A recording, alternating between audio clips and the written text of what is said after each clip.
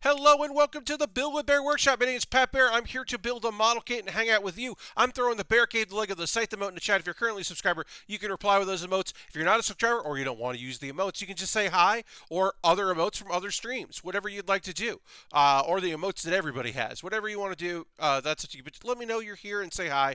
Harold, thank you for hosting the stream. We got Bobby Dice Roller. We got Julie Cooley in here. Lord Crashington is here. Hell yeah. Already got a great crew of folks coming in to chat. We're going to hang out here in the intro portion, give people a chance to come in. Lashbrook is here. Hello, Lashbrook. We are finishing up the Kyrios, the Master Grade Kyrios right here. Finishing up the shield. We got a little bit of the shield done. I am zoomed in more than I normally would be, I think, but I don't mind it. We're going to go with it. You can see that it's been so cold that I am not shaving this for a little bit. I will soon because I'll get sick of it. But right now, let it grow in a little bit. What do I care? Now, by cold, honestly, it's not that cold. If I was in New York, it'd be so much colder. I don't have snow. I'm not dealing with that. My heart goes out to everybody who is dealing with that stuff, both positively and negatively out there. Parts of the country that are United States here that are not used to that weather. And, of course, there are plenty of people out there who are like, this is old hat for me. But, yeah, I just haven't felt like doing it. You want to hear about cold, says Lashbrook. I understand, Lashbrook. I get it. Got a good bit of snow here and some more coming overnight. And we have Distrusting saying, hello, Pat and crew. Hello to you. Welcome, welcome. As I said, this is the intro portion. We're going to get into the model kit building very soon because we have to finish up a kit. And then it was it was a wind chill of -7 this morning. Well, Lashbrook, you are hitting colder than I am, certainly, with it being in the low 40s here. But I should also point out that it's been raining. So it was like 60 degrees last week and raining, and then it would be like 50-something and raining, and then like high 40s and raining, and it's just been raining and raining and raining, and it didn't rain today, so I went for a walk in the mid 40 degrees, and I do not regret it for even a split second because I just need to get out of this house so badly. Are we going to be shit talking gatekeepers tonight? I hope so. Yes, we will be. That is probably our opening conversation once we get into working on this. As we're going to talk about gatekeeping and general the moving of goalposts, because you have to gatekeep the goalpost, but also move the goalpost, and nothing is ever enough. And just we'll get a little into the idea that putting your hobbies, making your hobby your identity, and and therefore, and then also just needing to be special, and we'll get into a little bit of the psychology of it. Today's been an adventure, says Lashbrook. Woke up and went outside and enjoyed like 6 to 8 inches of snow for a bit. Then went back in and saw there were power outages all around me. Yes, I believe that friend of the stream, Mikey Newman, has been without power today.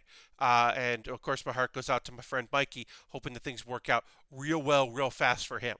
Low 40s would be nice warm spell here. Yes, we haven't seen above freezing in a couple weeks. Yeah, I mean, totally. In the Bay Area, it's been cold and wet, which we needed according to the scientists. Mary Kish is lacking power to stream tonight. Ooh, that sucks. Mary, I believe, is in a pretty rural area. I'm in the suburbs. We haven't lost power or anything. Like, we're not obviously hitting storm stuff. As I said, it's colder it's cold for February here in South Carolina, but it's certainly not cold and it's not storming. It's just been raining, and I just need to get out of the apartment. A thing I did the other day, I'll retweet that we're live and we'll get into it. Intro time to build. Intro's over. This afternoon, I lost water and had some real anxiety about what to do a couple hours before I got word. Some pipes burst in our complex and they had to shut the water off. Pipes that are exposed to the cold that are not meant to be exposed to the cold don't like being exposed to the cold. I have water now, but I'm real worried about pipes overnight. Yep, totally, Lashbrook. I would, fill your bathtub. If you don't think if you think it's pretty tight and it's sealed tight, it doesn't leak, fill your bathtub up. You want to you get your jugs going, whatever pots you got, put some water in it. Take care of yourself, look after yourself for that kind of things. Um, that's a lot of stress. Yeah, totally. Um, but I hope everything's okay. Uh, they had enough snow that people were just sliding down a hill in the street near. Yeah, yeah, that's a lot of snow for Mary. All right, so let's go to the overhead. Um, yeah, but that's a lot of stress, obviously. It's Texas. We don't have insulate our pipes because why would we need to? Exactly, right? All right, so we got our Kyrios over here in its body complete. We are going to be working on the shield and the weapons, so we will put that off to the side. You can kind of see it over there. The problem with this cockpit, the backpack cockpit, is that it fucking looks pretty cool, but it means you can't really, like, it's a little hard to balance this. I did it there, but that's a little hard to balance. So, um, yeah, the other day, it was yesterday. I put the garage door up because it was pouring all day, but I put the garage door up. Um, so these are pincers, so they can go like that, which is pretty neat. Yeah, I put the garage door up, and then I went and just kind of like did some putzing around in the garage, just getting some stuff together with the garage door open, even though it was raining, just to like kind of be outside, but not really outside. You know, just like getting a little bit of it. That felt real good, just to kind of be like, all right, I'm out here kind of living my life, kind of feeling like I am not trapped indoors. And so that was good. That was helpful for my mental just like dealing with stuff, just the old brain. The brain was pretty pleased with having a little bit of outdoor stuff going on. All right, so we need J17 and 16. That's this J. Pull that out here. Okay, so look, I didn't retweet, I didn't quote tweet, I didn't screen cap for the inevitable deletion when this person is just bogged down by people.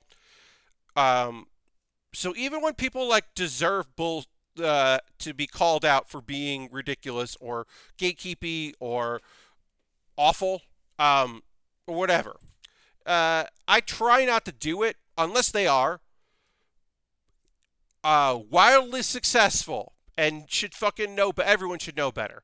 But if it's somebody that has half of my YouTube subscriptions, which is nothing, and like none of my Twitter following, then that's punching down. Even if they are being foolish and acting a fool, it's still that thing where it's like, well, this person doesn't need.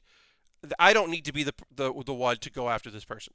So, part of Twitter today, one of Twitter's main characters today was a person who said some real gatekeepy nonsense about anime and what it means to be a real anime fan, and if you are a real anime fan, and then also some conversations about like what a normie is.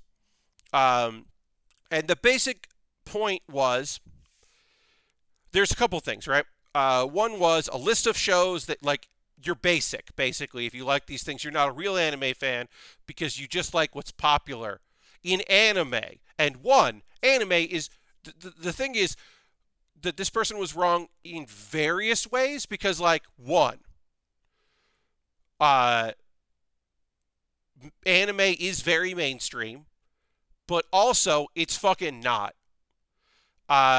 And saying that if your anime is like, oh, you watched a Gundam and Cowboy Bebop and One Piece and I said Gundam and Demon Slayer. If you watch Demon Slayer, you're a normie.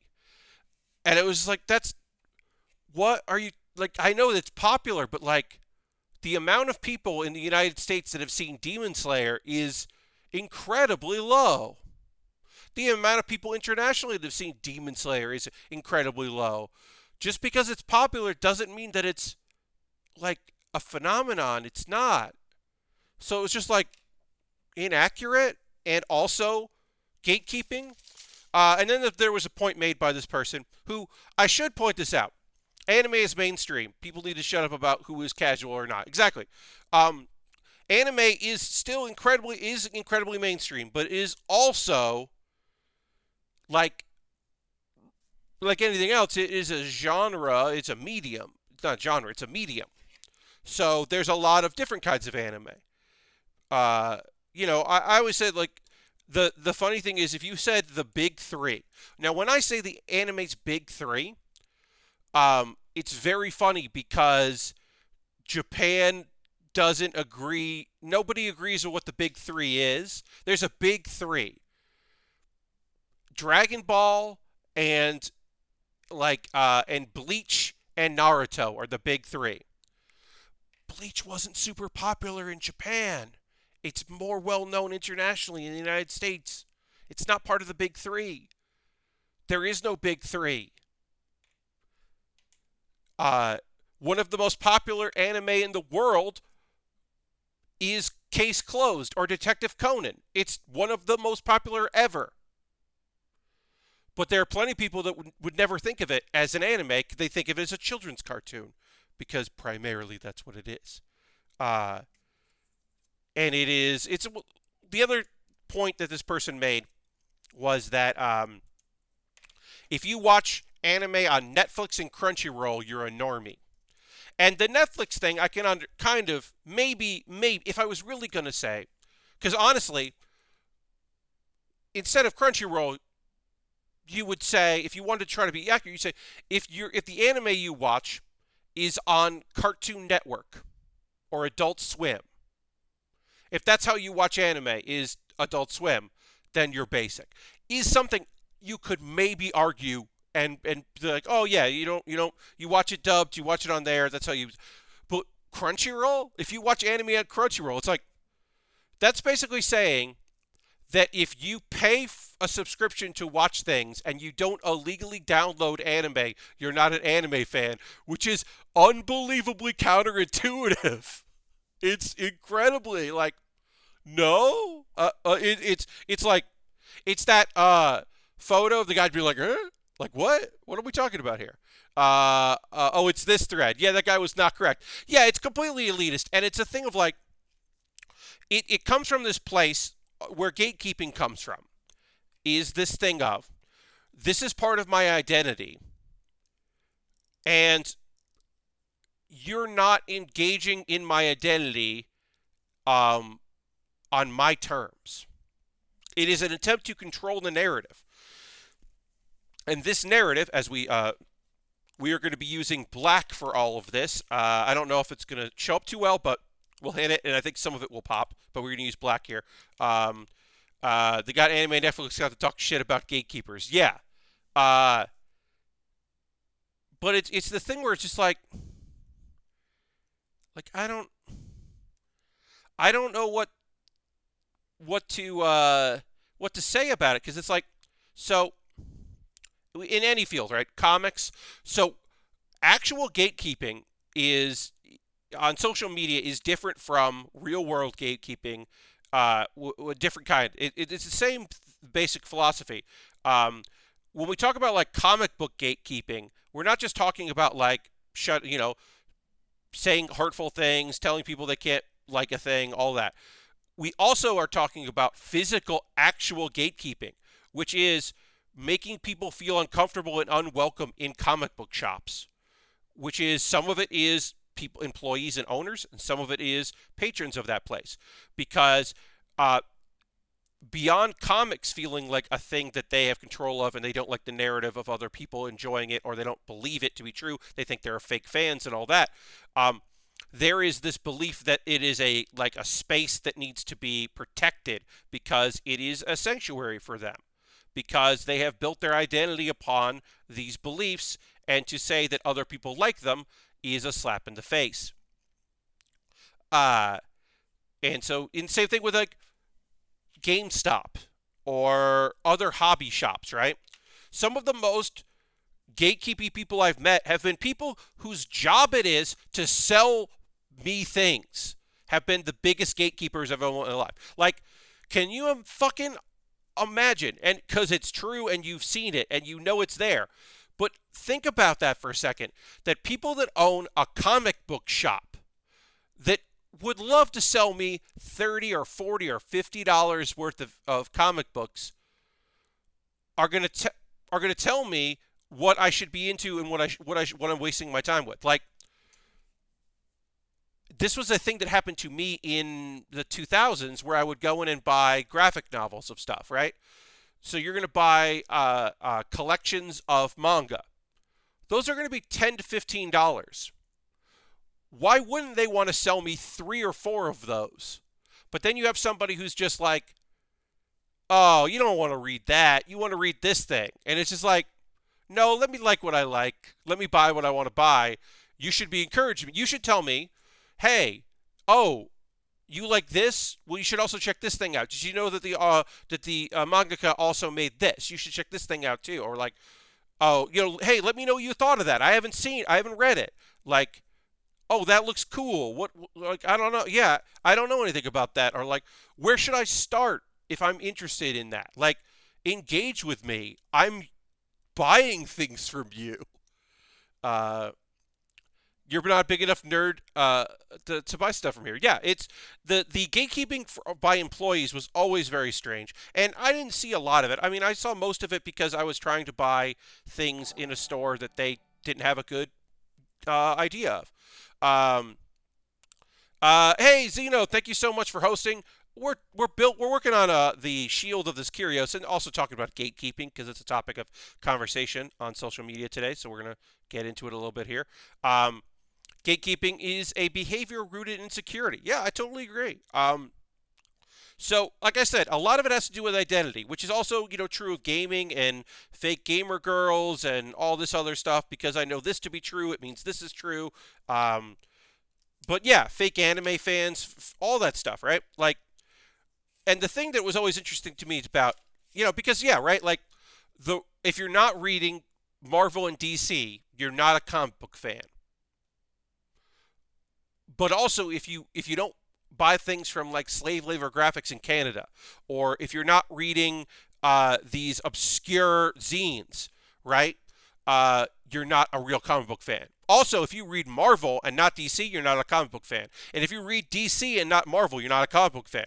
If you if you buy every issue of the Archie books and you love the Sonic the Hedgehog comic books, you're not a comic book fan. But also, if you've never read those, you're not a real comic book fan. Oh, I bet you just bought that shirt because you thought it looked cool. Oh, yeah, what do you know about this thing? Oh, I've never heard of that. You have an actual answer for me, but I've never heard of that. A lot of that is just like, here are the things that I cling to because I need to believe them. And if I, at any point in my life, stop believing those things to be true, it makes me question who I am because I have made this my identity. Hey, you're not a real tabletop fan if you only have played Dungeons & Dragons. But also, if you've never played Dungeons & Dragons, you're not a real fan of those games. You never played a TTRPG, Lasers and Feelings doesn't count. If you only played Fiasco, it doesn't count. All of those things are gatekeeping. If you've played D&D, but you've never been a dungeon master, it doesn't count. Yes. Oh yeah. If Chutes and Ladders is your favorite board game, you're not a real tabletop fan.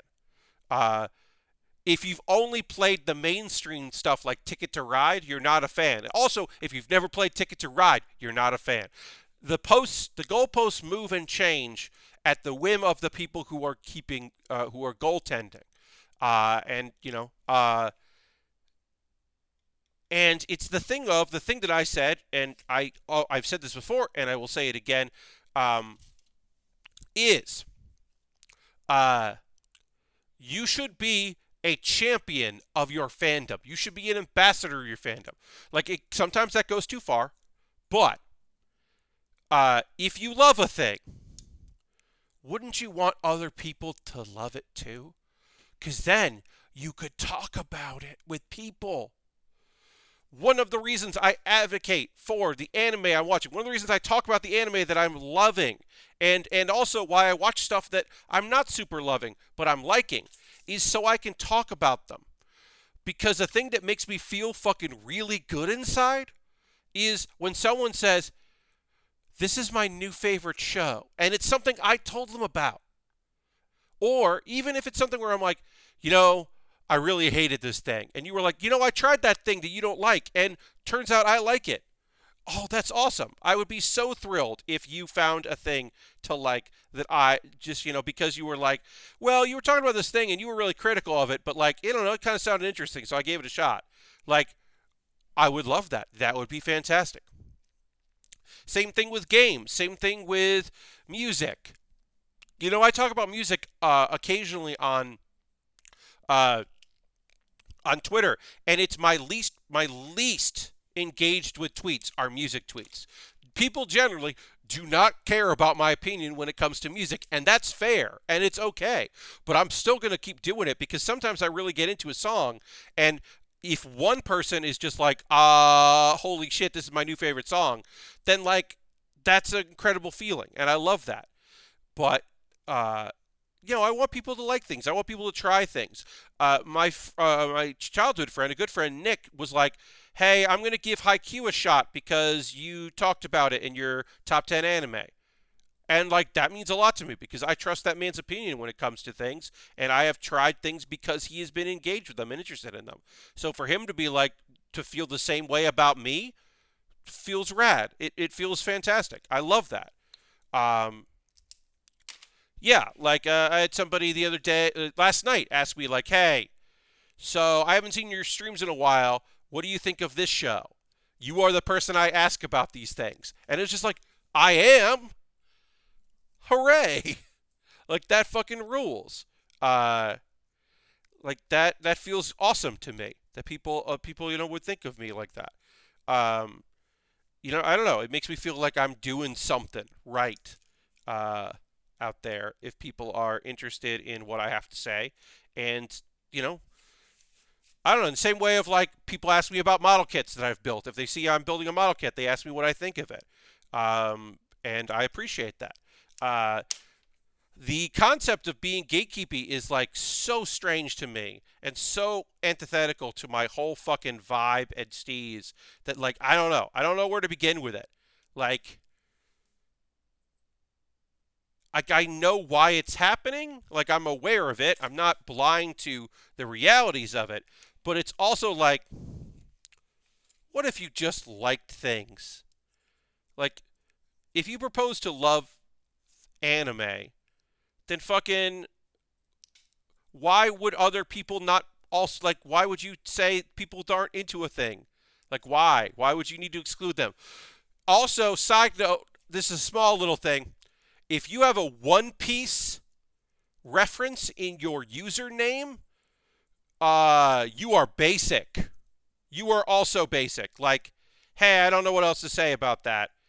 That is basic behavior. If you were like, my username, which I am going to use for a very long time, has a One Piece reference in it,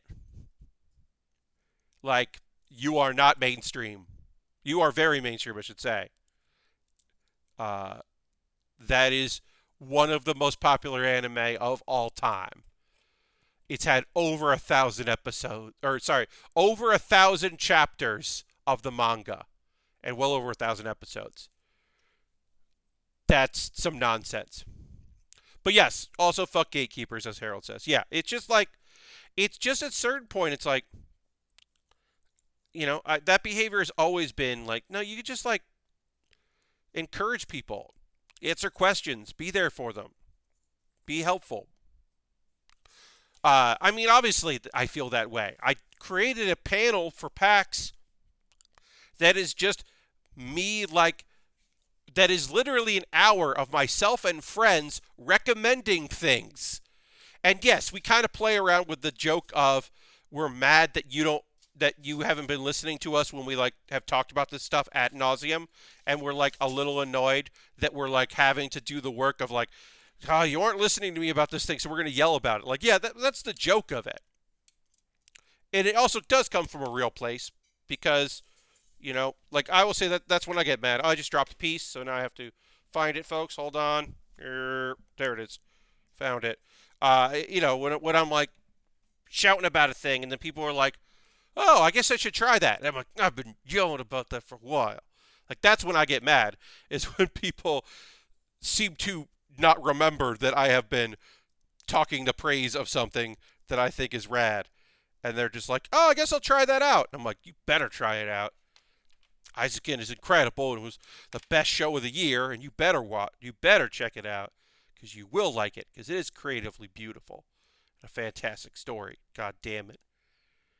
But yeah, I mean, that's just how I feel about it. It's so frustrating. Like, look, here's the thing. At worst, who the fuck cares? Right? Who the fuck cares? At worst. That's at worst. At the very worst of, I like a thing and I'm mad that other people pretend to like it. Then that's like, who cares about it? Then who cares about them? Right?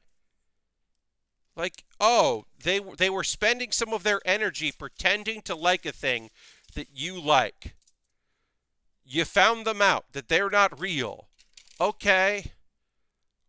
Who cares? I don't know. Like, keeping a club private doesn't really preserve the club. If no one new joins the club, it will eventually stop existing, right? Yeah, exactly. Like, because like I said, it's the twofold thing. It's one, gatekeeping is garbage, and there's no place for it. And two, this person was just wrong about, like, they were just like, had a misunderstanding of what's popular and what's not popular. Like you can tell me that Demon Slayer is the most popular manga in Japan, that the Demon Slayer movie is one of the highest grossing movies in Japan's history, that is breaking all kinds of records, that like politicians had like their New Year's cards that they sent out at the beginning of the year. There were politicians who got kind of like in trouble because it was a little too close to like the idea of them like in the style of the show, and people were like, come on, grow up. But they were like, whatever, it's really popular. Oh, I'm sorry. Also, the Japan Post put out limited edition cards, thank you cards, like beginning of the year thank you cards with Demon Slayer characters on it, and they sold more of them than they ever have in the history of the Japanese Post, because it's gotten out of style, but people like that show so much they were like, well, I guess I'll buy them and send them because that's cool. Or, oh, I know a person who loves that. That would be cute to do. Like, it's a cultural phenomenon, but also it's not like it's a cultural phenomenon here. So to say that that's mainstream and lame is just like, okay, all right. I don't know. Like, I don't know what to say anymore. Like, it's like, what are you trying to prove? Like, who are these fake fans that you see? Like, who are you running into that you're like, you have to like burst their bubble and show them, that they're wrong? Like, who are these people that you're engaging with? I don't know. Oh, somewhat related. I was talking about the 10th anniversary of one of the best Sentai shows, which is it was the 35th anniversary of the Sentai series. If you don't know Super Sentai, the Japanese footage that Power Rangers is based on. Power Rangers, they took the footage, they reshot live action stuff with Americans, packaged it together, put it out, right? The series go on for a really long time. There's a series that in the 35th anniversary, they did like this like incredibly beautiful series that was a love letter to every series. Like, at least one actor from every single series showed up in the show. The whole point of it was that they were like collecting the basically they were collecting the powers of all these other Sentai. And it's beautiful. It was the 10th anniversary. And I called it Pirate Rangers because the other element of it is that they're pirates. They're space pirates. So it's space pirates and also a love letter to the history of this beautiful, beautiful show, to all of these series. And somebody called me out and they said, nobody likes it for the pirate stuff. That's the worst part. You're a fake fan. And it was like, no, you didn't like the pirate stuff. You didn't like the pirate stuff. I love the pirate stuff. And even if I'm wrong, and that's not what's great about the series, it's what I liked about it. And shut the fuck up.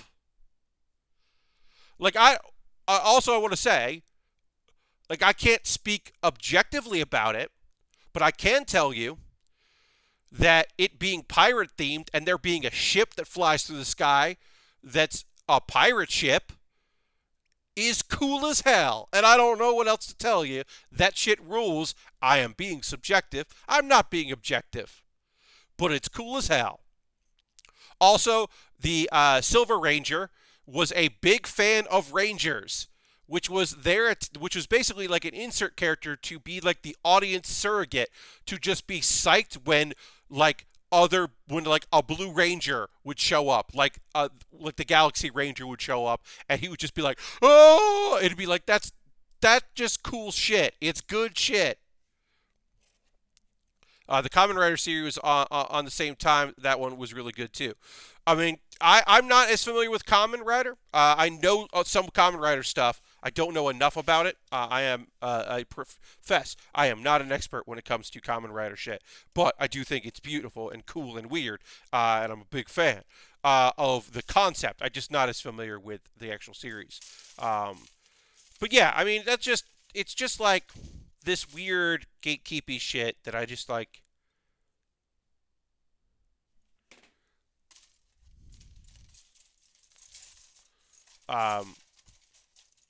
A friend of mine said it best: if you're asked to prove your fandom, all you have to do is say, hey, no answer I give you will satisfy you, because you are predetermined. You have decided ahead of time that I am wrong. And you can just say that. Just like, nah, actually, nothing I say will mean anything to you, because you have decided that you are right and I am wrong. Sorry, I dropped this. I had to pick it up. So if you've already decided, one, we don't quiz people on shit. We don't make them pass a written exam to enjoy their fandom, because it doesn't fucking matter. Like what you like, engage with what you want to engage with. When anime shit started showing up at comic conventions at Artist Alley, when Artist Alley stopped being very old people that had been known for doing DC and Marvel and started being people that were known, like, I literally was talking to someone who I don't know and didn't recognize, and I have no idea who they were, but they were friends with a friend of mine, and they were complaining about how the person who was across the aisle from them, they literally said, he's just popular on Tumblr, and he's selling so much stuff. And it was like, apparently, I was not supposed to respond, oh, awesome. I was not supposed to think that was cool. I was supposed to think that sucked, that this dude, that this person, who I don't know, was popular on Tumblr and had a following and was turning that following into cash. I should also point out this person I did not recognize, who was some industry person. They didn't pay for their table, whereas the person that they were complaining about probably spent a lot of their fucking money to get there, to be there, and was thankfully maybe gonna break even, maybe make some money. Oh, that was so so frustrating. It's just like, no, just let people be cool, let people like things, let people be into things, share your love, be an ambassador, be a champion of your thing. Go for it. Like, so there are two sides to it, right? Okay, so we'll go to the giant bomb thing. Right? Giant Bomb, for a little while there, was doing ads for Crunchyroll. This was years ago. I happened to be on the Beastcast one time when they were talking about it, and since I was the only person that had a Crunchyroll account at the time on this that was on the podcast, I talked about it and like gave my pros and cons for it, and like talked about, not really my cons, but I talked about the service and what it was good for about that. And like, well, you don't see ads, and you premium members, you know, you get it right away, and blah blah blah, talking about the things, and they're, you know, all this other stuff, like kind of like talking about it. And the thing that I remember hearing from various people was there would be some people that were like, well, they don't like anime on this site, so why are they doing an ad for it? Oops, I'm dropping a few frames here. Hopefully we'll be okay. Folks that are watching this stream, or watching the stream, I guess, are going to get a hiccup here. We had a little bit of a hiccup there. I apologize for that. Folks watching the YouTube video, hey, YouTube, what's up? Won't know that because of the local recording. But yeah, sorry about that, folks. Had a little bit of an internet hiccup. We should be okay now. He's only popular on Tumblr. He sells a lot of stuff. Sounds like the first two lines and a rap in Mad First City. Yes, it is better. I apologize, folks. I do get the little thing. Oh, also, I forgot to mention, it's up in the top corner here. I'm keeping track of where I'm at as far as subscribers right now. We're at 49 subscribers. I would like to hit 50. We'll turn that off when we hit 50. Do we have to hit 50 tonight? No. Would I like to hit 50 in the near future? Yes. Am I mentioning it now? Of course I am. Hopefully it is not obtrusive. Hopefully it does not ruin your day. But that's where we're at. So if you'd like to subscribe or gift a sub, that would be cool. You don't have to. This shield is done. It opens up into a pincer. Oops, it pops off there. But yeah, and can slide out and move around a little bit, and it's pretty neat. And we'll go and attach that here before we build the... Okay, so we'll put this on here. We got to work on the weapons as well, but we'll get this on and then take a look at it. This pops on. Let's see. Here. Like this. Yeah. But yeah. I don't know. It's just overall. Just be cool, be into a thing, be supportive of the thing, help people out. I don't know. I don't know what else to say. Okay, this is supposed to snap into the arm. It doesn't seem to want to. This doesn't feel good to snap this in. So we'll see if I'm doing this wrong. Is there any other place it would snap into? No, it would just snap into this part of the arm. Snap in this part of the arm? No. Huh. Sorry, folks.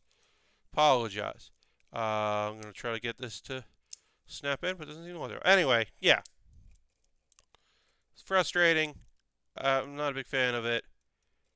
I think we're done ranting about that. Civility, folks. Simple stuff. Yeah. Oh, there we go. That was hard to put on. Okay, so here's the shield. As you can see, it looks like that. Oops. Nope, that just popped right out. Yeah, this is not great as far as that goes. Okay, so we got it in there, and then it can jut out and can pop open. And there we go. There's the arm. Oh, the hand fell off. Part of the hand fell. I will say this is probably, yeah, that connector there is my least favorite part of this build, which has otherwise been a fantastic build that I've very much enjoyed. But yeah, getting that shield right, not a big fan of how that goes in. But anyway, there we go. Yeah, I don't want to stay in. All right, yeah, so there's the shield. A pincer shield seems pretty effective, yes. Oh, yeah, no, I love this thing. It's so tall, and I love the orange color. I think it's so fantastic. Overall, hugely thrilled with this kit. But we will separate this out so that we can work on the weapons that we have not built yet. Because we still have to do those. I jumped to the shield because I thought that would be cool to do. But yeah, we got to build the weapons. We got to build the grips. So one of the things about this kit that is a fun element to this kit, the idea that the shoulder-mounted missile launchers that we're going to put on the rocket launchers and also the guns, like the handles that are attached to the guns can also just be used as triggers to like kind of like a guidance system. So we'll build those and we can see what those look like. But it is a pretty fun idea. So we need K14. Put that together. But yes, the fact that this is a shield and also a pincer is pretty neat. Also, it goes on the side of the kit for flight mode, which I think looks pretty rad. And the flight mode of this, I think, is actually fantastic. We did that on the last stream. I thought that looked pretty cool. Let's see. What else do I want to talk to y'all about? I left the house today to go for a walk, as I said earlier. I'm gonna leave the house again today. I'm very excited about tomorrow, I should say, because I gotta get in an Uber and go to the post office because I gotta mail stuff. So I'm gonna do that, and that'll be nice to get out of the house a little bit. Go deliver some, send out some mail. I'm done with my taxes. And that was frustrating to do because I had to do taxes for the state of New York and also the state of South Carolina, even though I have made no taxable income for the state of South Carolina that South Carolina cares about. I have made some income, but it has not been the stuff that I need to worry about for that. So that was kind of frustrating that I have to file to basically just be like, I didn't really do it here. So that was annoying. How's the D&D campaign going? Good. We are right now just kind of getting our feet wet with transitioning from one-offs to actual stories. And that has been very fun and satisfying so far. I'm very excited about having the ability to start to tell some long-term story as opposed to just one-offs, because we were a one-off group, just like people who were in between games, or their groups had kind of dissolved, or their groups, a friend of mine was in a group that did not want to meet virtually, so they were looking for something to join. But yeah, now that we have decided that we are a group that meets weekly, we're kind of getting it figured out. Oh, have a good night, Harold. Thanks for popping by. Oh, as always, thanks for being here. Thanks for hosting the stream. As always, my friend. But yeah, it's been some good vibes. I have been very pleased with people's just like attitude. It's been a really positive group of people, and I know most of them very well. There's like one person we like didn't spend any time together really before, but we have lots of mutual friends, and so yeah, I don't know. It's nice to have. It's as I've said, it is nice to have something that I can't monetize. Like I literally can't, because a member of our group cannot do anything on the internet that is not related to their job, because their job involves them being on the internet. So so they just can't do, like, they're never guests on Twitter or Twitch, I should say, or Instagram stories or whatever. They just don't engage that way unless it is like approved from their job. So we can't monetize it. Not that any of us want to, but someday we might. We can't be tempted. As the group stands now, we cannot be tempted to maybe one day figure out a way to try to, like, oh, well, you just do it live and just see how it plays, how it feels. Like, nope, can't do that, because we wouldn't be a complete group.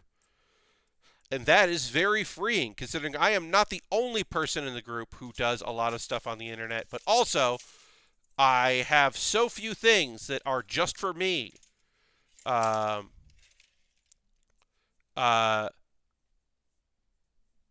There's just so few things that like are just what we do here. So I'm not gonna get too much into the game, but we are playing 5th edition. We are doing a pretty much invented story because out of necessity originally. of just doing one-offs, but it is a basic premise is that it is a venture. We are a adventuring guild that is huge. We are members of the adventuring guild, and which is how we don't know each other all that well. Some characters knew each other, other characters were just meeting because we are kind of being thrown together haphazardly because some things have gone are chaotic and we're not sure what's happening. So we got kind of paired up together or grouped up together, I should say, to figure out what's going on, which allows us to kind of like learn about each other's characters and learn about the world and all that. It's been fun. I've enjoyed it so far. I am looking forward to doing more of it because it is a creative outlet. But as I said, it also is cool because it is not something that I will like be doing on stream or like this group anyway. Like maybe I will do some of those things. Like maybe I will end up being on somebody else's thing or guest on something or whatever. Like it could happen. I'm not going to say no to that. But like in the same way that there's some anime shows I don't talk about here. I talk about broadly, but I don't talk about specifically. It is nice to have a few things that are just like for me because I don't really have a lot of that. So this is a thing that is for me, and it is rad to have that in my life. Now I should be clear. I made the choices to make those other things part of my streaming life, right? Like I picked the games that I play on stream. I could just make Hearthstone my thing, but I like streaming Hearthstone, so I'm going to stream Hearthstone. Model kit building is a thing where I could like, I got into model kit building on stream as a means to say that, okay, well, sometimes I will stream model kits. If I make this a thing that I do, it means that I will build model kits.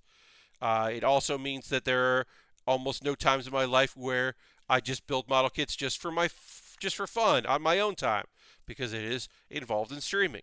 But that is a choice I made. I could have chosen to never talk about the anime I watch on stream, but it is a thing that I like doing, so I will keep doing that. Just about every stream, I will find a reason to get into that. But that's also why, I made the decision that I'm never going to stream Hitman. One, I'm never going to stream Hitman because I'm bad at it, and I don't want to do that on stream because it would be very stressful, and I'm not interested in doing that.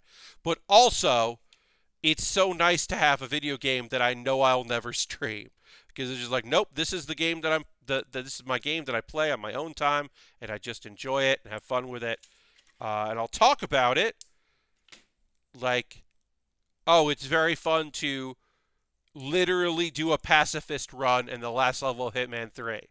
Like, literally not murder anyone. It is possible and pretty cool to do that. Because for a while there, people were like, well, you still have to do this one time. You got to kill this one. And it's like, no, you don't. And I'm not going to get super specific about it, but it is. It's totally possible to do a pacifist run of that. And that is cool.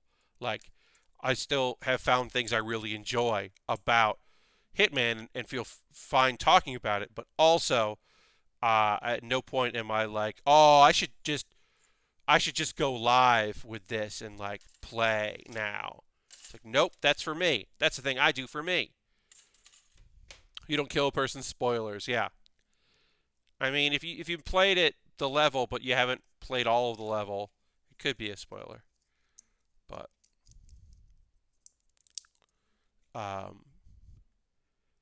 it is a fun video game. I'll say that. It's a fun video game, and I like it. I mean, not that I've played a lot of 2021 video games, but it is my favorite game of 2021. And that is, it's not faint praise. It's just like not saying much because there hasn't been a lot of, games that I played this year. I did finish up some stuff in Yakuza, Like a Dragon, that I hadn't finished before, and that was very rewarding. I'm also slowly starting to watch all of World Trigger, the anime World Trigger. Season 2 of World Trigger came out. It came back. It's a show that I didn't expect to ever see more of. Now, when they call it season 2, it's weird because it's going to be like 12 or 13 episodes, I think. But the first season was like 70 something because it was over the course of like 3 years. It was just an ongoing that like took breaks, so it's very odd to call that season 1. But I don't remember everything that happened in that show, so I've been slowly rewatching all of it, and it's very funny because some of it I'm like, I don't remember if I watch this or watch YouTube clips of this. Is this a rewatch if I don't remember all of it? So I'm kind of slowly going through that. I'm still working on just solving the mystery in the second map. Lord Crash's second map of Hitman 3. Yeah, yeah. There's some good shit, some real good shit in that. There's some really enjoyable stuff in Hitman. All right, so yeah, you put this trigger on like this. This is our gun. We got one sticker to put on here. We got to put this sticker there. We got to pop that open. We have our last sticker to put on. So do that now, which is just the sight, and then we'll do some marker on here. Get some marker going. But yeah, I'm slowly going through World Trigger. It's a fun enough show. Like, I don't know, I like the presence, the premise. It might be too much of a tournament.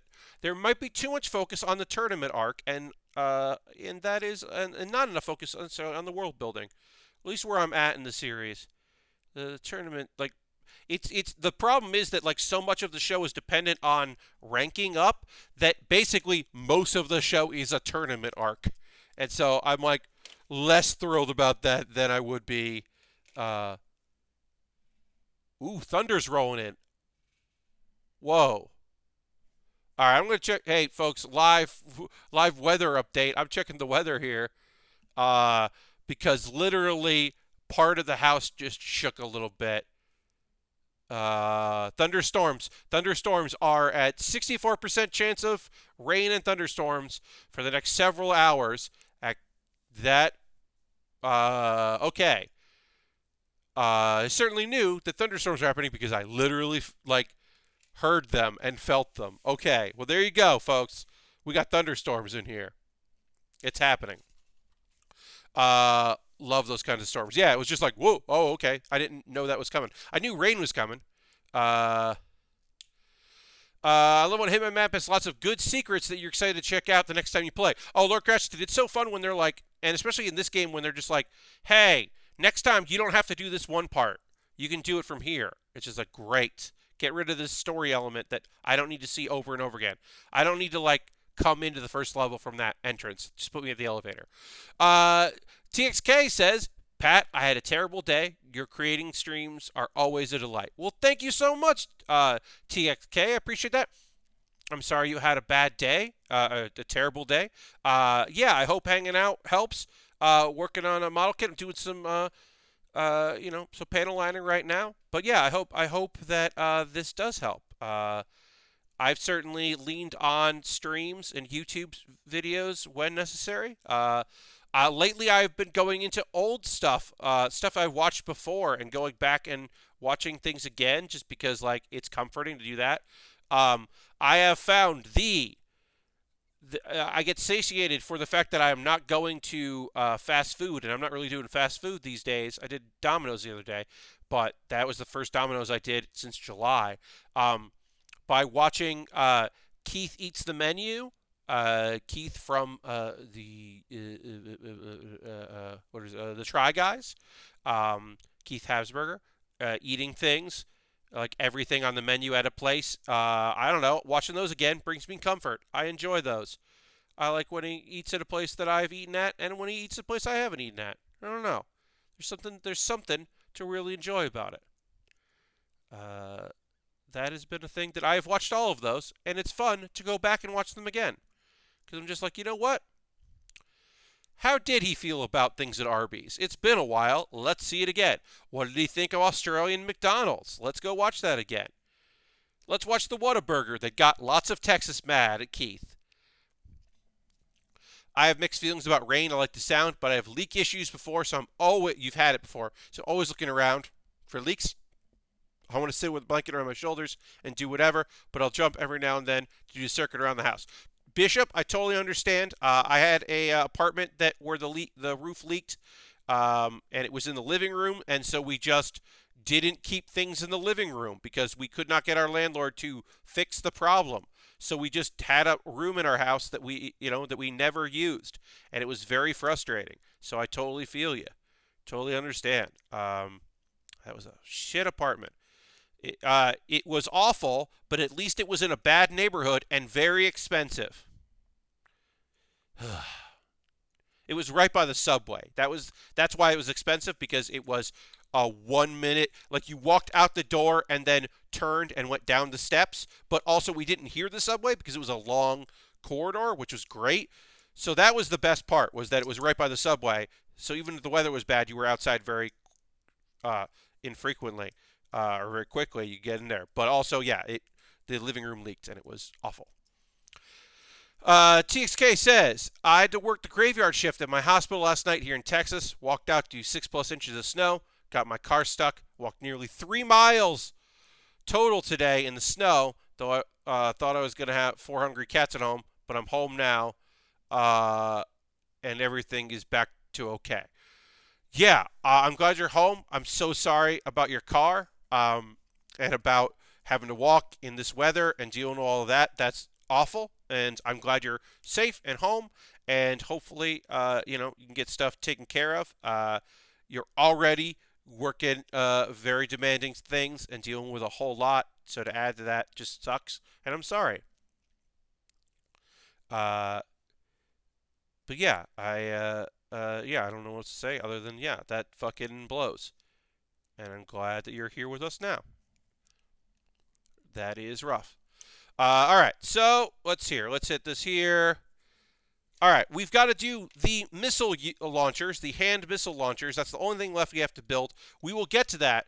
Have you seen the YouTube channel? Twins is the new trend. Yes. It is the young gentlemen who watch music. They watch music videos and listen to music for the first time.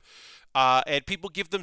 The thing about that is, one, they are positive and they enjoy things, and it hits you with dopamine when people like the things you like, and you have that shared experience where you're like, yes, they get why this is a song that I like and why I think it's good. They also think it's good, or they like it for a reason I didn't even think about. Oh, neat. But also, you don't have to think about this, but I think about how people are suggesting things for them to check out earnestly. They're suggesting, like, hey, if you liked this, you also might like this. Or, well, this is one of my favorite songs of all time. Have you heard this song? And they genuinely want these young men to listen and appreciate and then have a good time with the music they like. So it's the best kind of thing where you're just like, well, what about this? I love this. Do you want to listen to this? And they're like, that is great. And you're like, I know, right? It is lovely. It's all good times. They rarely get negative comments too. Yeah, they've also built, because they are enjoying things, and they have attracted people who are excited that they're enjoying things, which is great. The car got moved to a better spot before I left the hospital. Then 3 miles were split between 3 trips, and I have plenty of layers. Could have gone worse. I've been awake 24+ hours now, so I'm kind of loopy. Well, TXK, just chill and relax. I'm going to take a pause to the call so you can just hear me talk about ways that people who are not you, because I don't need you to do anything other than chill.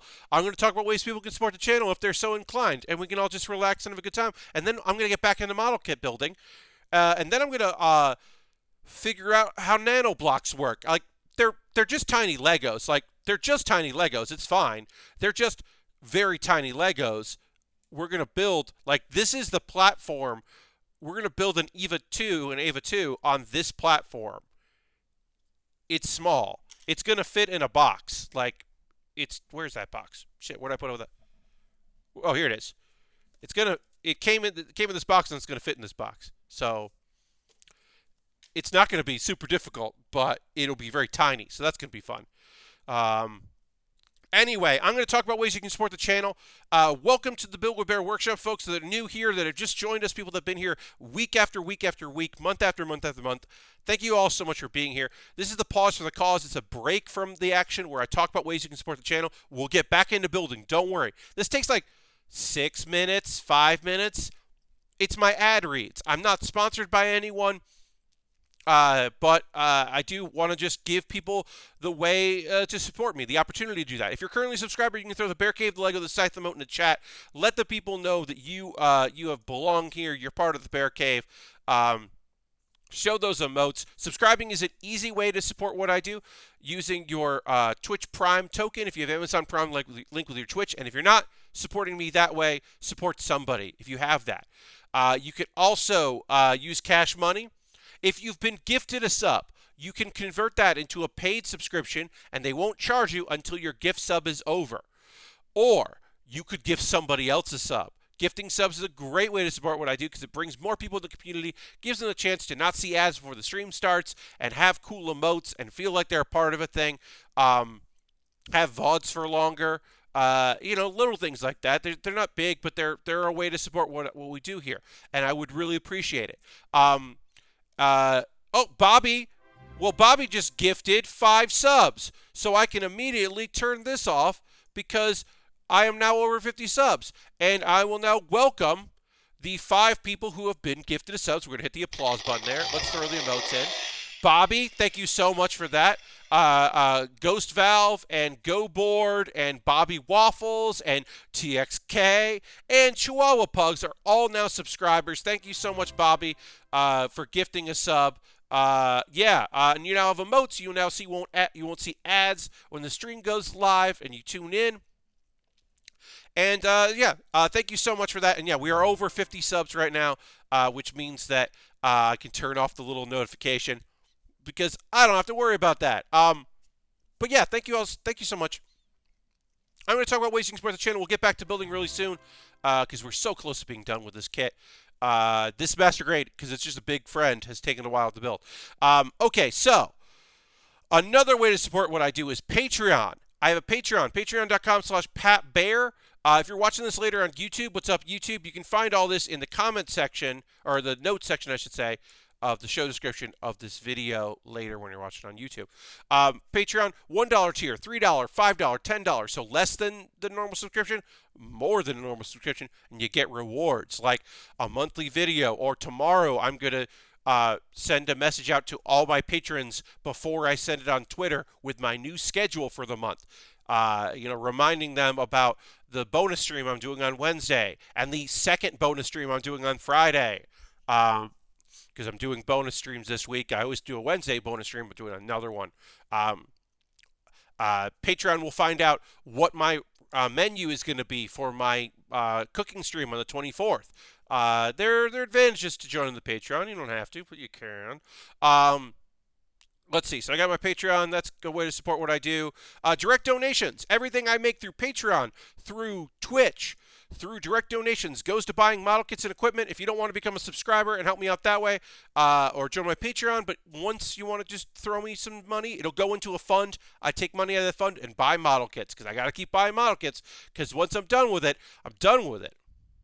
I made that choice and I understand. Now, if you're like, well, Pat, what if you built what I want you to build instead of the stuff you want to build? Well, you can buy something from my Amazon wish list. You buy it, I shoot a video just about the thing you sent me. And then I build it on stream, and I'll talk about some stuff in there. I got very inexpensive Lego sets, some Pokemon stuff, more of these Nanoblock kits. Let's see, what else I got on here? Some high grade, some master grade, some entry grade kits, very expensive kits, very inexpensive kits, kits that fluctuate between being very expensive and very inexpensive. $65 for a master grade? Unfortunately, yes. Or for a real grade that's a unicorn Gundam. Yep, because unicorn Gundams are a lot of plastic because they're layered and layered and layered. So those are expensive. But yeah, I got a bunch of kits in there. You buy it, I make a video of it, it jumps the queue.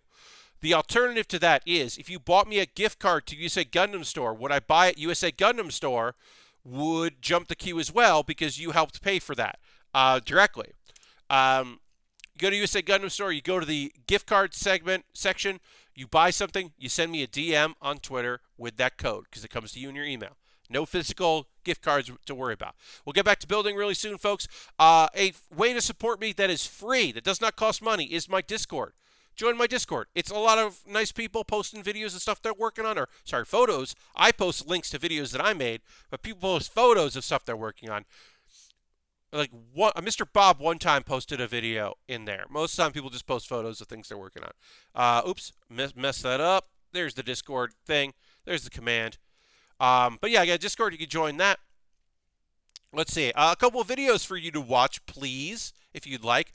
I put up a new episode of Pat Bear's Anime Club. Pat Bear's Anime Club is my every other Monday video series. Hey, David, welcome.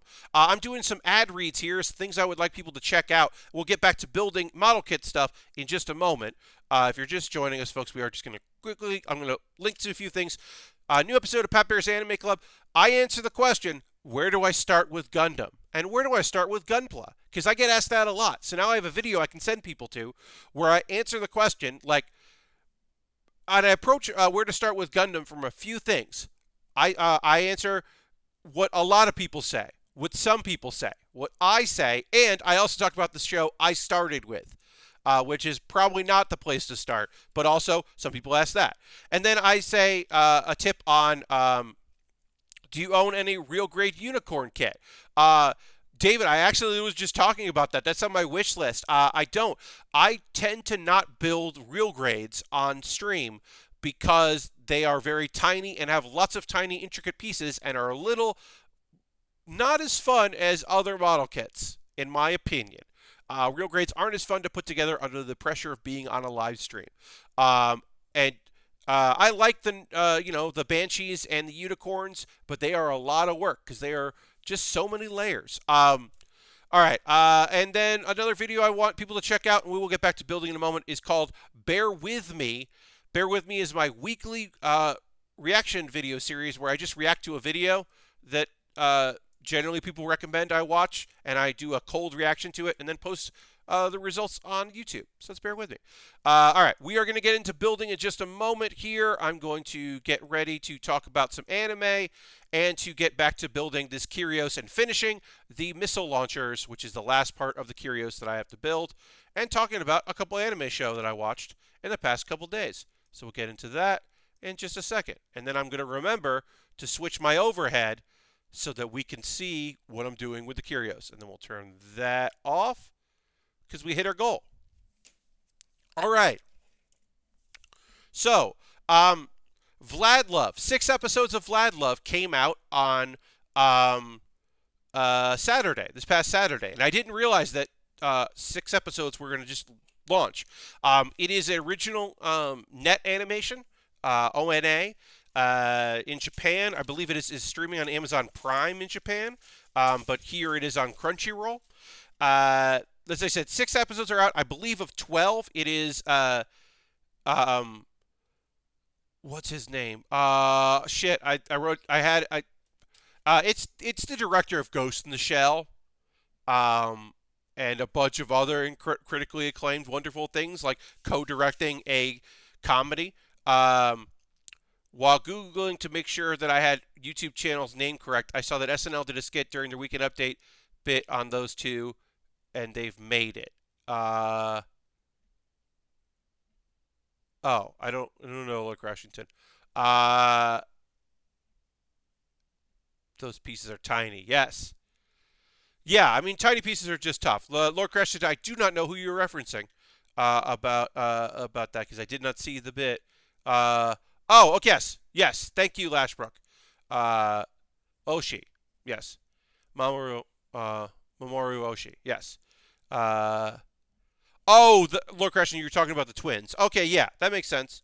Now that makes more sense. All right, so we finished our shield. We finished our gun there. We're going to build these here. So yeah, this is a, it's original streaming animation. I wish I liked it more. I genuinely, honestly, earnestly wish that I liked this show more than I did. It is a romantic comedy. So, It is a comedy that is hedging on being romantic, but it does not follow through on being romantic because it is more interested in being a comedy. Now, normally that would be okay, but because if it was a romantic comedy, it would be a queer romantic comedy that would be cool. But it seems to be like mostly interested in being a slapsticky comedy show about a girl that loves donating blood who meets a vampire who doesn't want to bite humans, and then also other ladies that they meet along the way. And there are things to like about it, but there are also parts of it that are not good and not fun. And mostly, I don't think it's that funny. I think the jokes aren't good, and that's a fucking problem because it's a comedy show, so the jokes have to land, and they don't. Also, I don't like a artistic choice they made, which is they'll be like, okay, so basically, imagine the screen. Wow, we're getting thunder here. Imagine most of the frame, right, is me here. And then imagine that I'm like this version of me here is like this big. And then there's a duplicate next to me. And it's like, here's my face, and the other one is like my mouth. And then there's like in the center is like the other character.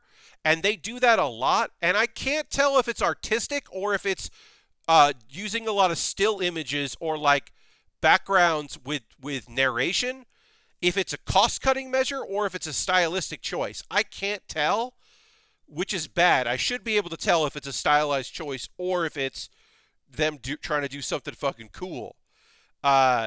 It feels cheap in a way that it should not feel. But as I said, most of it is just, Vlad Love is just that it is, I just don't think the jokes land, and I'm bummed about that. I like the character design. It's loosely based on a mobile game, like the characters were created for a mobile game. Also, I like this idea. Okay, so it's going to be 12 episodes, right? But a thing that's happening in the show is there are 2 opening themes. And every other episode, it's one of the 2 opening themes. And I think that's kind of cool. I think that's kind of interesting that they're doing that. They're jumping between the 2. But it's weird. I tweeted about this, and I have them listed there because Crunchyroll put them up on their YouTube. The themes that have been included feel like they're for a different anime. Like the second opening is this really cool, like all-girl, like heavy metal band, and then the video is like the live members of the band, and then also as if the girls in the show were the band, complete with like characters playing instruments, and then there's more girls in the show than there are members of the band, so one girl is just dancing on the side, which I thought that's the closest thing, because it's one of those things where you look at it and you go, wait, that's a comedy? And the other theme is this like beautiful drama opening of a show that I would have loved to watch in like the late 90s. It would have been like it feels like it's an opening for Utena instead of an opening for Vlad Love. And it's very strange. They're just like going for vibes that are very different from the like. I don't know. I don't know why that's happening. It's strange.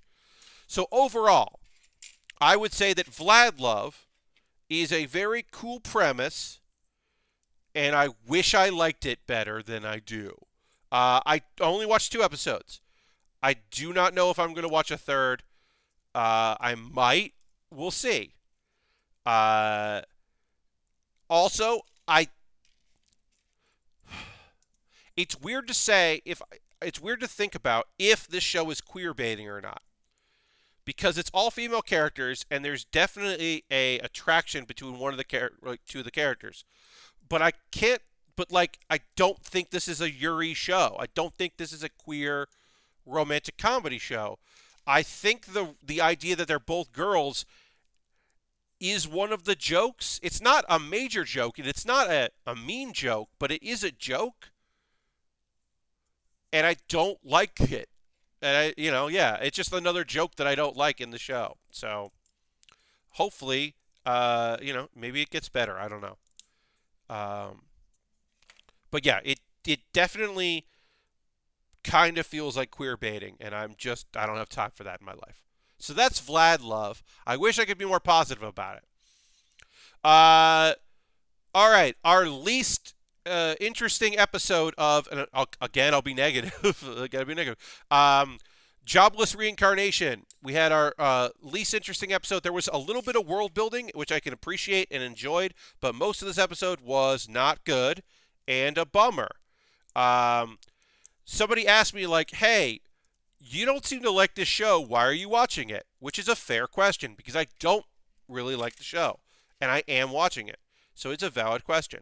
And the answer is that Mushoku Tensei, Jobless Reincarnation, is the granddaddy of modern isekai. So it feels kind of important to watch it and to figure out where the tropes came from. A lot of the tropes in modern different world anime came from this web novel being so popular. That and Sword Art Online are kind of like the two big influences. So it's kind of interesting to see like what came from it, what grew from it. It's kind of fun to watch it the day after or 2 days after I watch an episode of So I'm a Spider, So What, which is just like such a bizarre take on the genre. You don't get that. You don't get the like until you're bored with doing these kind of shows. You don't get the interesting shows, right?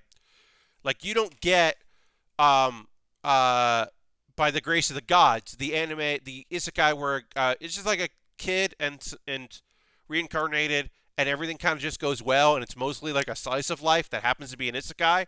Like there's some action, but most of it's just like chill vibes and him hanging out with a bunch of slimes. Like you don't get that until you've had isekai cheat magicians and Wise Man's Grandchild and a dozen other shows that are just isekai that are less horny.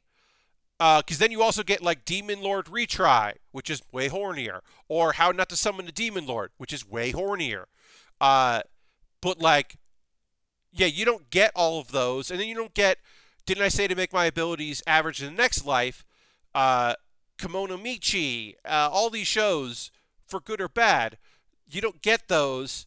Overlord, you don't get Overlord until someone's like, I want to do an RPG like that, but right, quote unquote, right. Um, yeah, those things don't necessarily happen unless you've had the big success, which is what Jobless Reincarnation is. And then also, it's beautifully animated. That's the real bummer, is that it's gorgeous looking. It fucking looks so good, and I hate that it looks so good because I don't like watching it. Because the main character fucking sucks so much. Like, I haven't disliked the main character in the show since Standing on a Million Lives last season, and that was the first time I had really hated a character in a very long time. Because even like ReZero, I grew to kind of like Subaru, and I respect Subaru now more than I did when it first started. But like, I don't know, it's been a long time since I hated a main character so fucking much. Because he just fucking sucks so bad. All right, let's see. And then I don't want to get too deep into this episode, but we got Eris is maybe going to be less of a tsundere character. I mean, she definitely will still be a tsundere character because that is her character trait. But he's like learning how to deal with her. He's still a pervy mess, and I fucking hate him. I hate him so much because he is just a pervy mess. We get introduced to new characters. The Beast Woman, Gristel, is still my favorite. She's teaching sword fighting, but she's also, like, part of the deal is that also she gets tutored in math. And she's just, like, fucking psyched about that because she never learned how to, read or how to do arithmetic. And then she like, basically got cheated out of work and was like very hungry and almost died. And now she's like, now I want to learn how to do math. And I don't know. She's just very fun. Compared to the other characters, she's incredibly fun. I like all the side characters. That's the real fucking problem. I really like all the side characters. I'm looking forward to. I assume that there's a time skip. I assume this show has a time skip because Eris and Rudy are going to be together for 5 fucking years. So I assume there's a time skip coming around, but who knows? There's some political stuff. Oh, the coolest thing is just there's a shot at the end of a flying fortress in the sky, which we have not heard about before, and that fucking looked awesome. Then we get a little backstory. He's one of the heroes that defeated the demon god. He is the armored dragon king. And it looked fucking awesome. It was just this like castle in the sky floating around. It was really quick, and he's just like, oh, that's rad. I don't know. That was very cool. I would like to see more of that. More fantastical stuff. More magic. More adventure stuff. I think I'm really looking forward to the idea of some sort of time skip and maybe them going in the future and seeing what's up. I don't know. But yeah, it's mostly just like, yeah, I'm not super enjoying the show, but I am, I want to keep watching it. So I'm going to keep watching that. And then the last show I want to talk to you about is Suppose a Kid from the Last Dungeon Boonies moved to a starter town. Still such a terrible name. I have to take a breath during it, and that's always weird. All right, so we are done here with our rocket launchers. Let's get let's put one of them on an arm, and we'll take a photo there, and then we're gonna get started on our nano blocks. So we gotta put this on. How do we attach these? There's like some kind of thing I gotta put on here. Let's see. One goes on a gun. J8. Okay.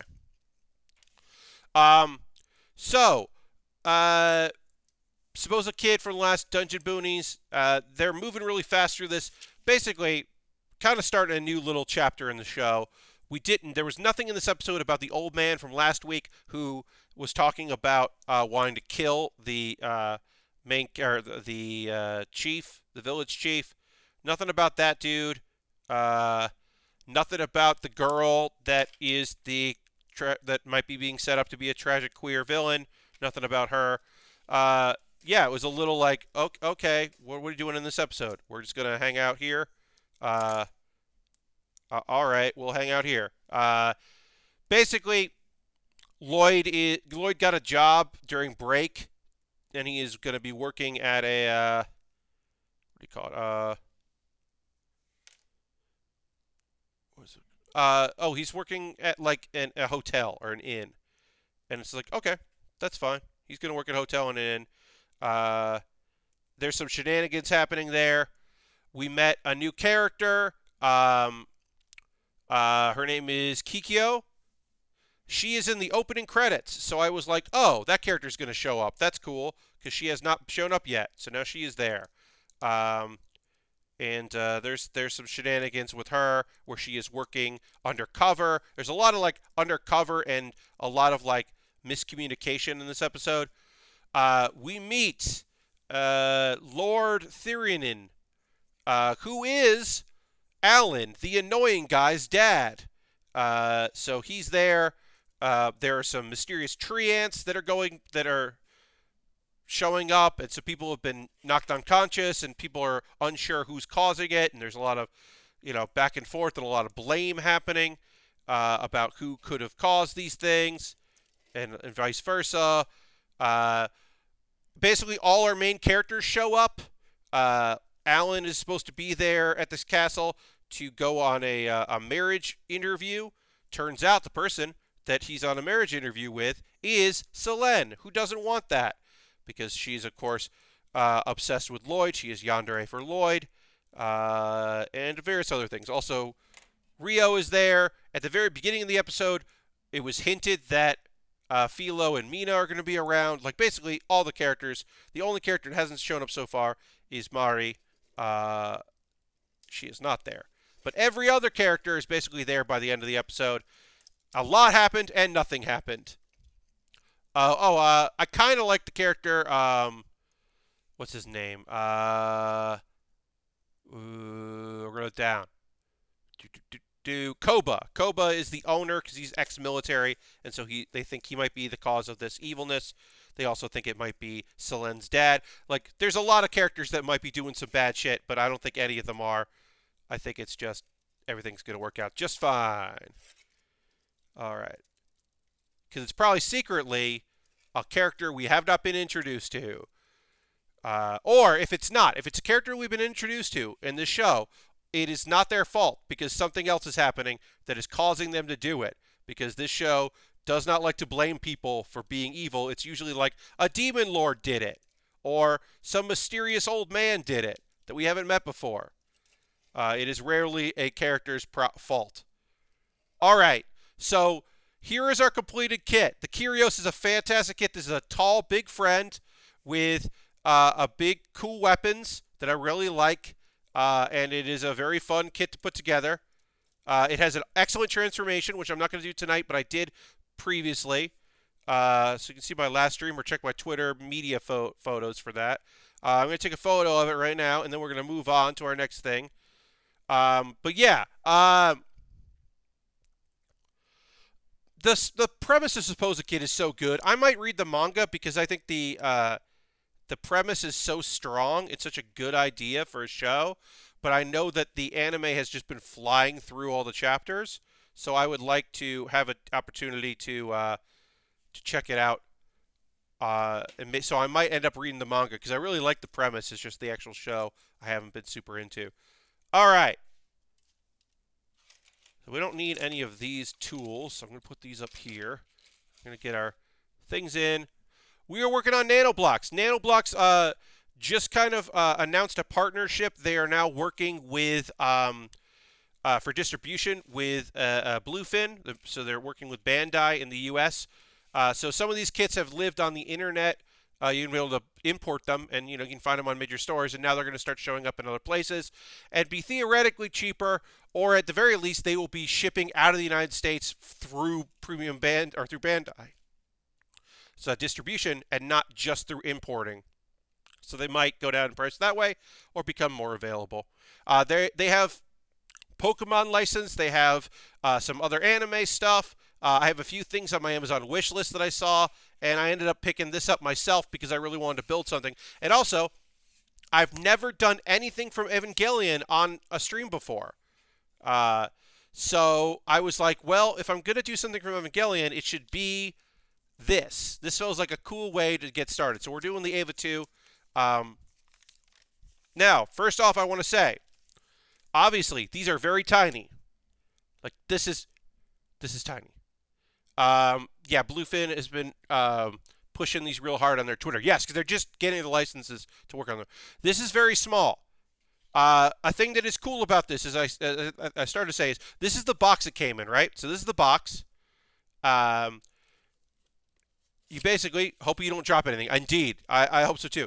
I think it'll be better to be on this than in the bedroom. And you can slide this out. This is where it contains there, and then you can flip it over, and then we'll be able to pop out part of the bottom here, and the stand is going to live here, and this is going to become the stand for the kit, and then this becomes a display case, which is pretty cool, and it'll live in there. And that is pretty neat. I think that's very rad. And then, yeah, then like I said, it just becomes like you can see the box there, and then you can keep it in there, and it will hopefully keep it from losing pieces. Because if it falls and, pieces scatter, I should say, not shatter, scatter, it'll scatter in the box. So that's kind of cool. I thought that was neat. What isn't neat is how they do these instructions. Like, the fact that it's all in color, that's rad. This is rad that it's all in color. That it's not too thick, that's great. But, oh, it has extra blocks, that's good to know. I don't like this. So, it just shows you, it doesn't tell me what pieces I need. Like, that's the best part of Lego, is at the top it says, these are the 4 pieces you're going to need. So this just says, hey, get these 4 pieces. So I need a double, I need to get a double, and I need to get a triple, a 3x2. So I need a 2x2 and a 3x2. We'll do that, and then I need another 3x2, and we're going to line it up like this, like that, and then I need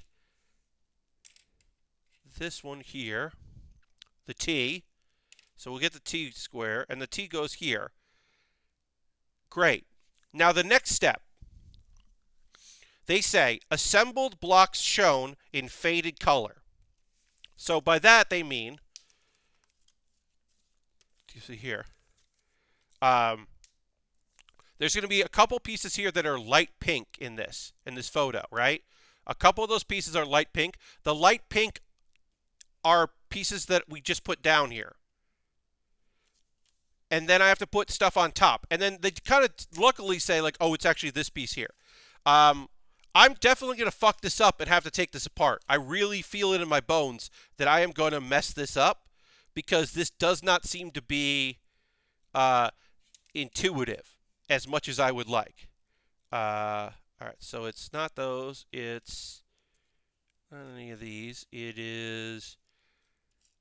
I mean, I think, like, eventually I'll get the vibe right, but right now I'm like, ooh, a little scared that I might mess these up. All right, so which red piece is this piece here? And I don't know if I've, like, explained that well enough, but, all right, it's just the flat two-tone ones. Which ones are those? These here? Yeah, it's these here. Okay. So, yeah, like, I have to look at it. So basically, where this 5 here, there is a 3 that goes over it. So you kind of have to like you have to like pick a thing and kind of just like, I don't know. It's a little bit of like, all right, well, I know this goes here, so that means these are pieces I already put down, and these are pieces I need to put on. But since it doesn't list what I'm doing for the next step, like, you really have to pay attention. So this is going to go here. So I know that. I know this is going to go here. Like that. I know that's for sure. And then the next layer is another one of these goes here. I did kind of get these somewhat organized, at least by color. I nolled because that just makes life easier. Keeping on our toes. Yes, Lord Crashington did. Okay, so then that's going to go here in the middle like that. And then these two, the edges here are I'm going to leave blank because those are the old colors. But then here we're going to go with 2 of these not yellow golds. And that's going to go like this. Next here. As I said, I haven't done anything from Evangelion before, so I am excited about doing that. Because, yeah, I mean, I like the show. I watched it. I'm not super up on the movies. Like, I'm not caught up on everything that's happening in the world of it. I haven't, I watched some of the new dub when that came out because it felt like a thing to watch and to talk about.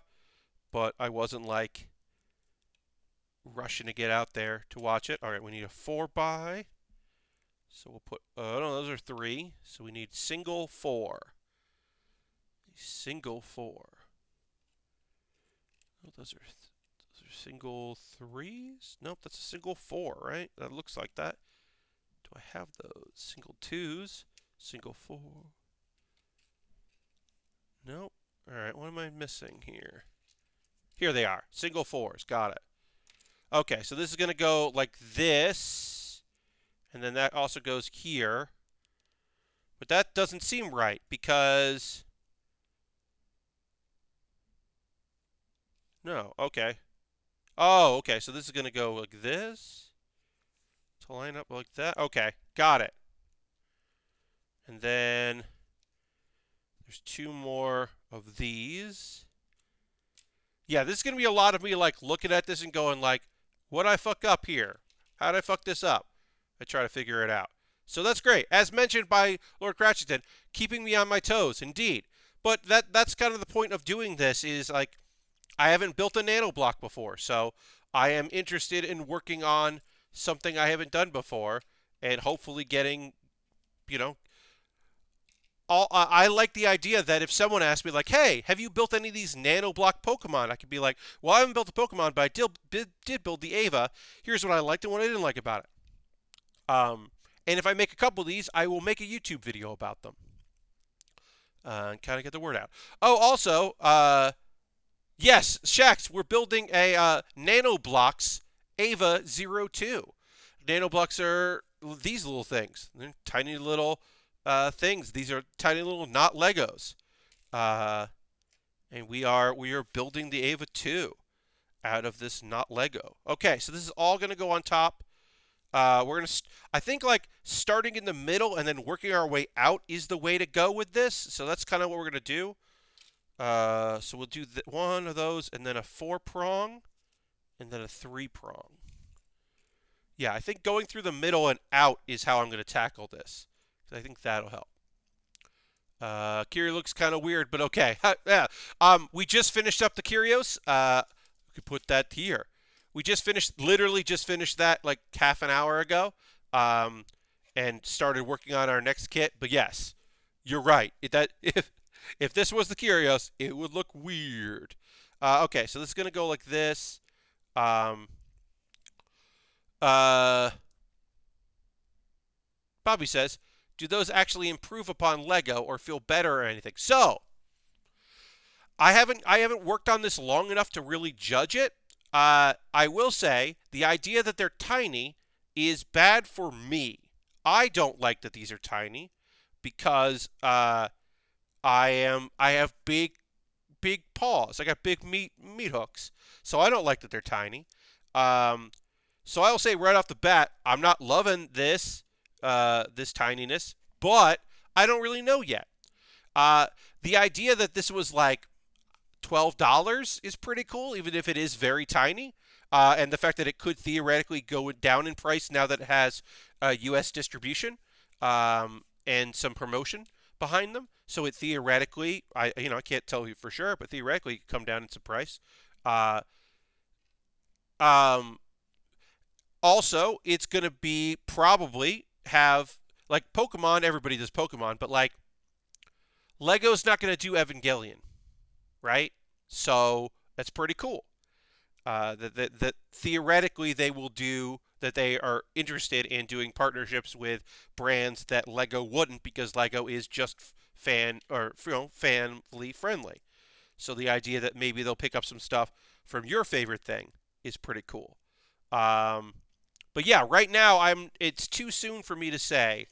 I don't necessarily love how tiny these pieces are, but I also don't hate it yet.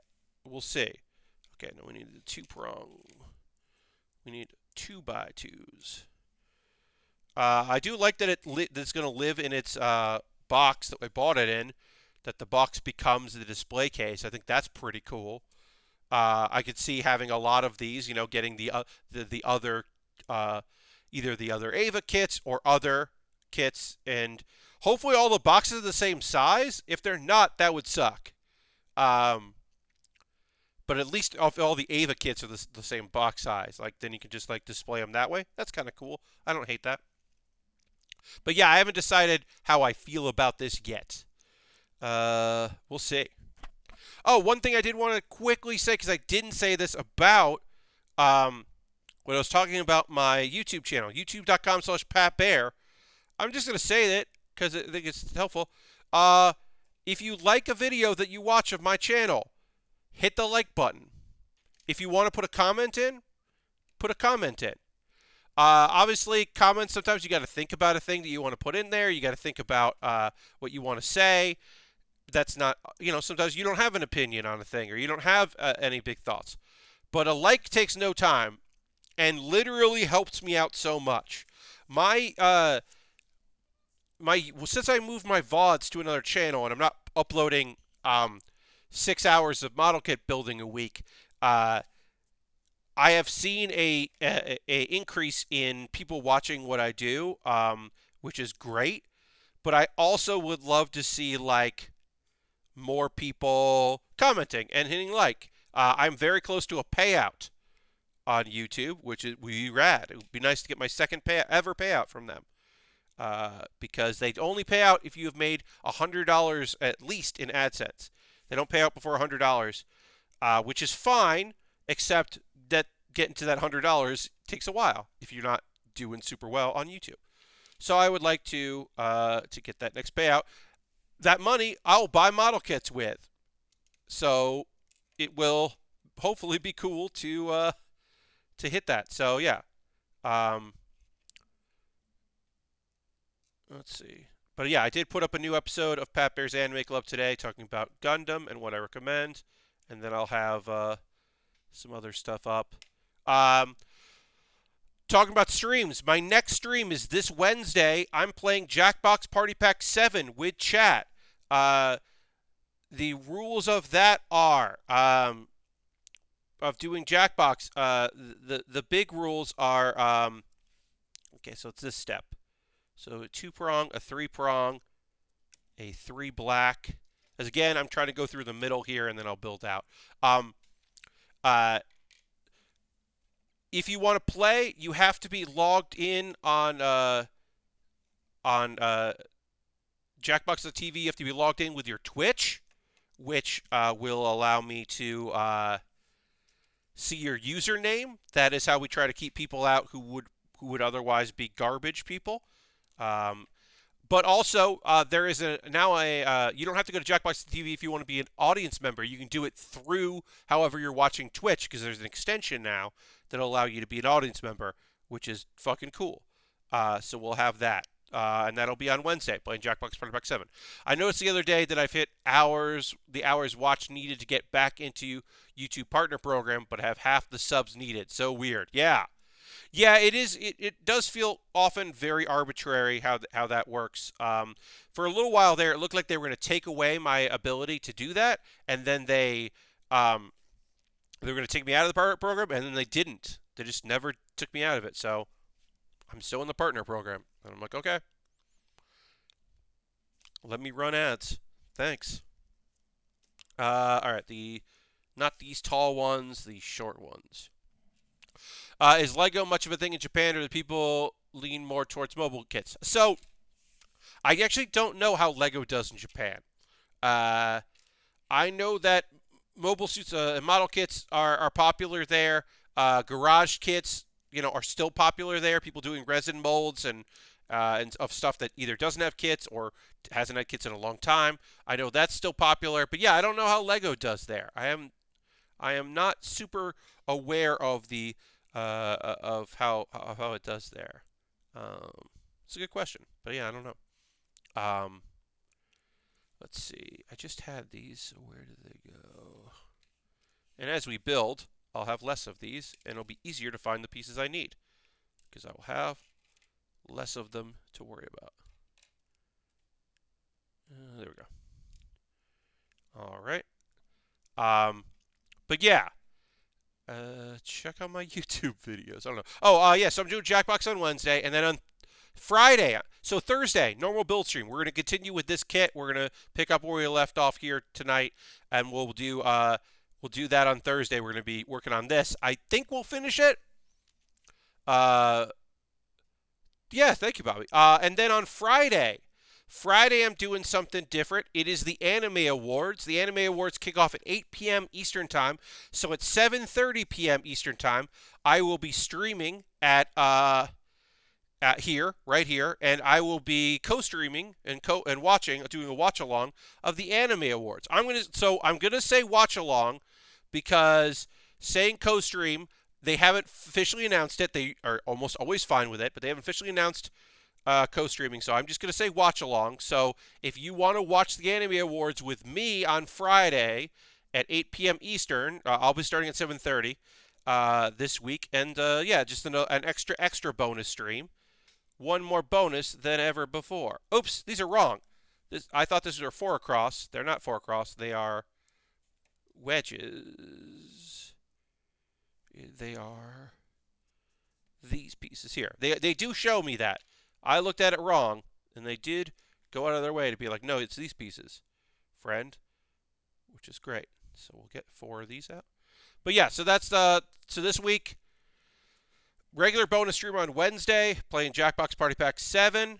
And then another bonus stream on Friday, watching the Anime Awards. You'll see me, cheering on my favorites and booing when when best couple goes to the characters who are not in a relationship. And the whole premise of the show is that they are not currently in a relationship, but they're going to win because Kaguya-sama is good and it's considered a romantic comedy. It's funny and good, but they're not dating. That's the whole fucking point of the show, is they're not dating. I'm a broken record about that, I know. All right, let's start from the back. Let's get another step in, and then we'll probably call it quits. I'm glad I have my overhead light here because this is a lot. So it's the longer ones here. It's 3 of the longer ones. But yeah, I think that this week will be fun, and I hope you can come hang out for at least one of the streams. We are going to raid in a little bit. That's what we do at the end of every stream, is we go on a raid, and we go and see who's doing what. We'll always pick somebody, usually on the West Coast, that is doing cool shit that we want to go hang out with. And we'll do that. And, okay, so then we need 1x3s. 2 1x3s. Yeah, I'm kind of like really trying to double check my work because I'm very afraid I'm going to do something wrong here and just really screw up. So I am trying to really look. I don't love these instructions. I've said that, and I'm definitely will say that again. Don't necessarily love how these instructions look. But I wish that they said, like, this next step are all these pieces. But, they want to have their one-page instruction book, and I get it. I just don't like it. All right, so we'll finish this step, and then we will move on. But yeah, folks that are colorblind would definitely not enjoy this. I am fairly certain this would not be pleasurable. Oh, Lord Crash didn't want to be at that gong. I will. Bobby says, sorry for the most normie casual question, but is there an anime series that's like The Office? So, I would say that you would like, well, okay, so if by The Office you mean a show like that is a situation comedy set in a workplace, there are those. If you are looking for the Office style where like there's a documentary camera crew there are a couple comedies. They're usually really short subject that act as if there's a documentary crew. So if that part of it is important to you, there are a couple. I'm not super familiar with them. But if you just want a sitcom that takes place in an office that happens to be anime, well, there's Working, which is really great, which is a Western style like lunch place, like a restaurant, like kind of like a diner, and it is all the characters are almost always exclusively in this restaurant, and it is a sitcom where the situation is they all work together. Working is great. There's several seasons of that. It's really funny and weird. It's weird in a way that I really appreciate, and the characters are really great. All right, we got two more pieces to put on here, and we'll stay there. Little tiny flat ones gonna go in there. Yeah. Stuff that takes place in an office. There are a few of them.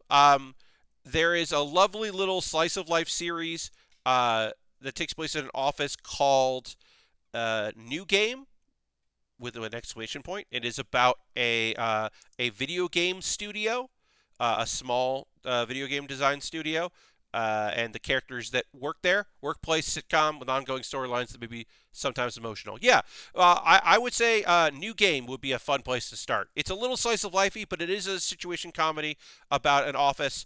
Yeah, it is a game design firm, and kind of focuses like a girl who just showed up for her first day. She's just got out of high school and starting her career as a game designer.